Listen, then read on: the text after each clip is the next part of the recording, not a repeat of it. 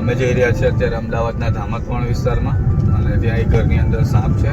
સાપ દેખાતો નથી પણ ઘણો મોટો સાપ છે એવું કહેવું છે. બતાવીએ તમને જઈને કયો સાપ છે.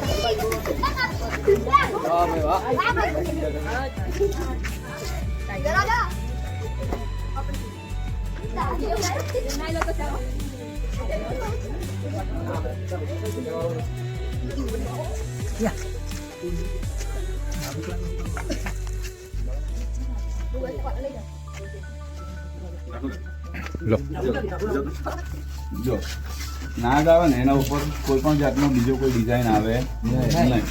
આખું કાળા કલરનો તો કાળા કલરનો, આખો ચીકણી કલરનો તો ચીકણી કલરનો. બરાબર. આપણે ત્યાં જે સાપ મળે છે એમાં ખાલી 4 જ સાપ ઝેરી હોય. એક નાગ, એક કાળોતરો, એક ઓલો ચિત્રો તમે જોયો હશે, અને એક ફૂલ સોશિયલ વાઇફ. આપણા એરિયામાં 3 સાપ મળે છે અહીંયા ધામતવાણ અને રામોલ ચિત્રાળમાં. બરાબર. એક આ નાગ, એક કાળોતરો અને એક ચિત્ર. આ સાપ ચોમાસામાં વરસાદ આવે તો આ બહાર આવે. આ મુખ્યત્વે રાત્રે જ નીકળે એટલે આપણે બધા સુઈ ગયા હોય ત્યારે આ નીકળે. એવી જગ્યાએ આવી ગયો આપણો પગ એના ઉપર આવી ગયો. સાપ કરડે એટલે કોઈ ભૂવા જોડે જવાનું નહીં. કોઈ મહારાજ કે કોઈ મંદિરનો પૂજારી કે કોઈ પણ ભૂવાને ઉતારી શકે આને મારવાનો પણ નહીં. કેમ? અહીંયા જો આને તમે મારી નાખશો, અહીંયા સાપ જ નહીં હોય ને તો અહીંયા ઉંદર એટલા બધા થઈ જશે ને કે તમે રહી જ નહીં.